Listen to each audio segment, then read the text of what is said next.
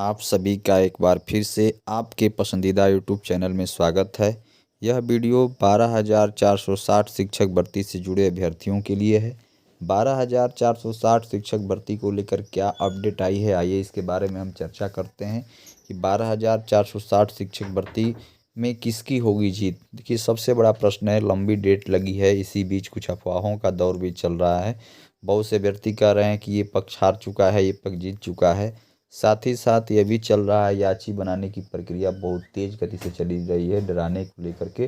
तो क्या है सच्चाई, क्या याची बनना हितकर होगा, नहीं होगा, इन तमाम बिंदुओं पर इस वीडियो में चर्चा की जाएगी। तो ये वीडियो 12,460 शिक्षक भर्ती से जुड़े जितने भी अभ्यर्थी हैं उनके लिए अति महत्वपूर्ण बन जाती है। तो देखिए, 12,460 शिक्षक भर्ती को लेकर के सबसे पहले मैं बात करता हूं 12,460 शिक्षक भर्ती को लेकर के 28 अक्टूबर को जो डेट लगी हुई है।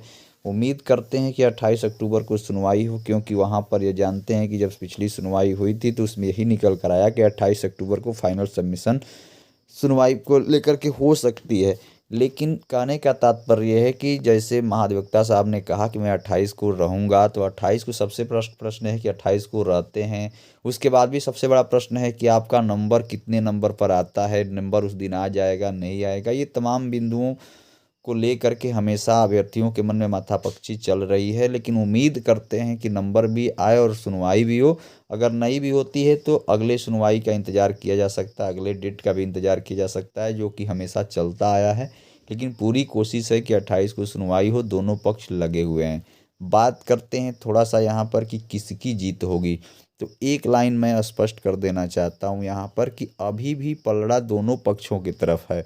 कोई यह ना कहे कि यह पक्ष जीत रहा है, यह पक्ष हार रहा है। लेकिन जितने भी पैरवीकार हैं उनको इस बात का हमेशा ध्यान रखना चाहिए कि किसी का अहित न होने पाए, अंतिम पद तक सभी को भर दिया जाए, जिससे सभी का भला हो सके, चाहे निमावली में जिस आधार पर आप करें। रही बात यहाँ पर कि अगर शून्य जनपद के अभ्यर्थी जितने हैं अगर वो बाहर होते हैं, केवल 51 पर भर्ती क्लोज होती है, तब यहाँ पर अभ्यर्थियों के साथ बहुत बड़ी निराशा देखने को मिल सकती है। तो अब क्या होगा, इस पर कोई टिप्पणी नहीं कर सकता है कि कौन जीतेगा कौन हारेगा। उम्मीद करते हैं कि दोनों पक्षों का लाभ हो। रही बात, कुछ लोग कहते हैं कि चयन सूची बहाल हो जाएगी, तो उसके बाद क्या होगा। देखिए, चयन सूची अगर बहाल हो जाती है तो फिलहाल जितने लोगों का नियुक्ति पत्र रुका है उनको नियुक्ति पत्र मिल जाएगी। उसके बाद अब आपके कोर्ट प्रक्रिया में क्या आदेश आता है, अंतिम पद भरने का है, उसके बाद सरकार के आदेश के आधार पर है सरकार आगे क्या करना चाहती है कि जो खाली पद रह जाते हैं क्या उसको भरती है नहीं भरती है। तो ये प्रक्रिया एक है, वो सरकार के ऊपर डिपेंड करेगा। दूसरी चीज़ ये है कि अगर 51 भी जीत जाता है, शून्य बाहर हो जाता है और शून्य का कहीं जिक्र नहीं कोर्ट करती है कि इनको दिया जाए, तब भी यहाँ पर बहुत से अभ्यर्थियों का अहित होगा। तो दोनों तरफ से यहाँ पर अहित अभ्यर्थियों को दिखाई देता हुआ दिखाई दे रहा है। लेकिन सबसे बड़ा प्रश्न ये है कि जो भी पैरवीकार हैं, थोड़ा सा अपने ईगो को हल्का सा नीचे करते हुए ऐसी व्यवस्था वहाँ पर लाएं, ऐसी बातों को वहाँ पर रखें सबमिशन में दोनों पक्ष की। ठीक है, आप ही जीत रहे हो, 51 जीते या शून्य जीते, जो भी जीते, लेकिन अंतिम दूसरी तीसरी काउंसलिंग हो और अंतिम पदों तक भरा जाए। इसका जिक्र अभी तक कोई भी पैरवीकारों ने नहीं किया है। तो यहाँ पर अभ्यर्थियों के साथ छल्लावा हो सकता है, याची भले बनाए जा रहे हैं।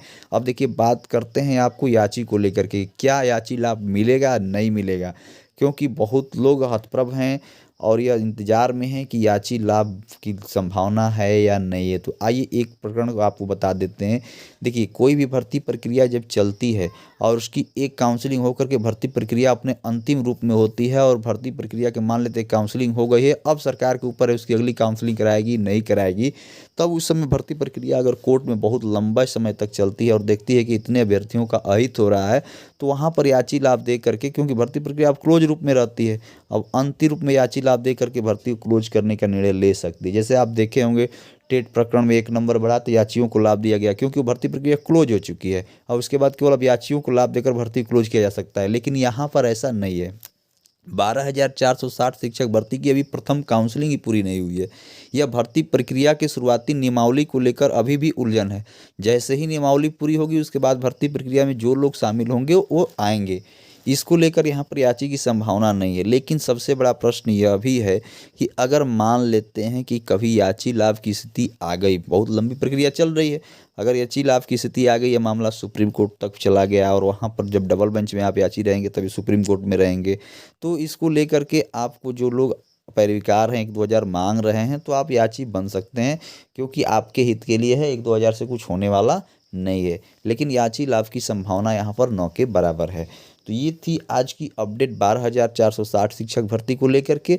12,460 शिक्षक भर्ती को मैं बिल्कुल क्लियर कर देता हूँ कि यहाँ पर कोई भी याची लाभ मिलता हुआ नहीं दिखाई दे रहा है, क्योंकि याची लाभ मिलने की प्रक्रिया अंतिम दौर की होती है। अभी ऐसा इसमें कुछ नहीं है, अभी नियम का जैसे ही सुलझन हो जाएगी उसके बाद जो होगा जो जीतेगा उसके आधार भर्ती प्रक्रिया आगे बढ़ जाएगी। थोड़ा पैरविकारों के लिए मैंने इसमें दिशा निर्देश दिया है, अगर वो ध्यान देते होंगे कि अभ्यर्थियों का अहित न हो तो उसकी बारे में भी सोचेंगे। और रही बात यहाँ पर जीत किसकी होगी, तो जीत अभी किसी की भी नहीं हुई है, जीत किसी की भी हो सकती है।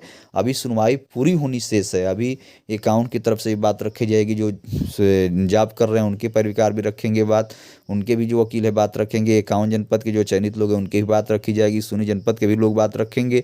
तो अभी पूरी प्रक्रिया है, अभी महाधिवक्ता साहब भी अपनी बहस करेंगे, तो अभी पूरी बहस होनी शेष है।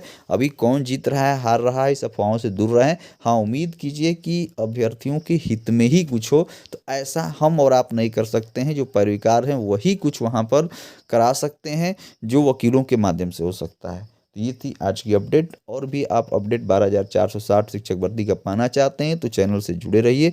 समय समय पर आपको इस चैनल के माध्यम से सही जानकारी दी जाएगी। अभी अफवाहों का दौर चल रहा है, जब कोई अपडेट नहीं है तो 12,460 शिक्षक भर्ती की अफवाहों की अपडेट देना बेकार है। तो ये थी आज की अपडेट। इतने देर तक वीडियो में आप सभी लोगों का बने रहने के लिए बहुत बहुत धन्यवाद।